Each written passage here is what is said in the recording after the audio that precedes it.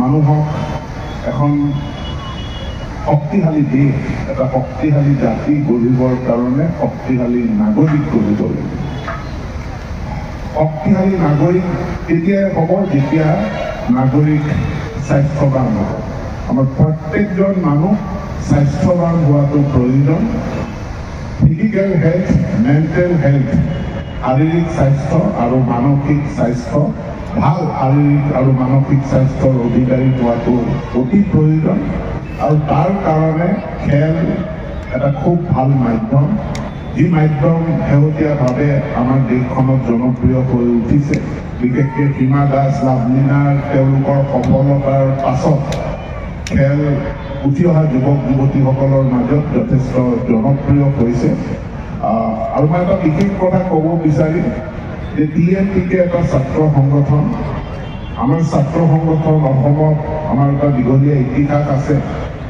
ছাত্ৰ সংগঠনে ৰাইজৰ বিভিন্ন সমস্যাবিলাক চৰকাৰৰ ওচৰত দাঙি ধৰে, জাতি জনগোষ্ঠীৰ সমস্যাবিলাক দাঙি ধৰে, আন্দোলনৰ কাৰ্যসূচীও লয়। কিন্তু তাৰ মাজত কেৱল দাবী উত্থাপন কৰা, সমস্যা উত্থাপন কৰা, তাৰ ওপৰঞ্চি যে নতুন যুৱ প্ৰজন্মক সংগঠিত কৰি তেওঁলোকক ক্ৰীড়া ক্ষেত্ৰত, সাংস্কৃতিক ক্ষেত্ৰখনত প্ৰতিভা বিকাশৰ সুবিধা দিয়া এই কামটো TMTK কৰাৰ কাৰণে মই যথেষ্ট তেওঁলোকক প্ৰশংসা কৰিছোঁ।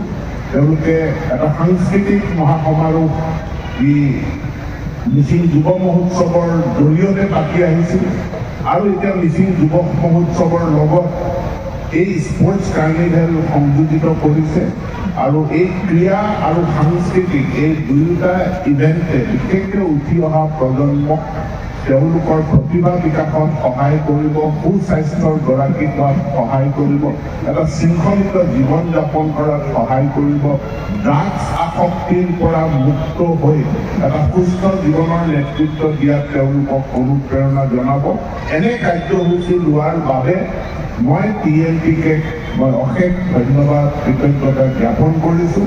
আৰু আজি এই মঞ্চৰ পৰাই মই অসমৰ সকলো ছাত্ৰ সংগঠনক যে নিজৰ জনগোষ্ঠীৰ অঞ্চলটোৰ জাতিৰ সমস্যা উত্থাপন কৰাৰ উপৰঞ্চিভাৱে নিজৰ নিজৰ মানুহখিনিক, বিশেষকৈ নৱপ্ৰজন্মৰ মানুহক আমি কেনেকৈ তেওঁলোকক প্ৰতিভা বিকাশৰ ক্ষেত্ৰত, স্পৰ্টছত, লিটাৰেচাৰত বা সাহিত্যত, সাংস্কৃতিক জগতখনত আমি তেওঁলোকক কেনেধৰণে আগুৱাই লৈ যাব পাৰোঁ, তাৰ কাৰণে তেওঁলোকেও যাতে ব্যৱস্থা গ্ৰহণ কৰে, মই তাৰ কাৰণে আজি এই মঞ্চৰ পৰাই মই আহ্বান জনাইছোঁ।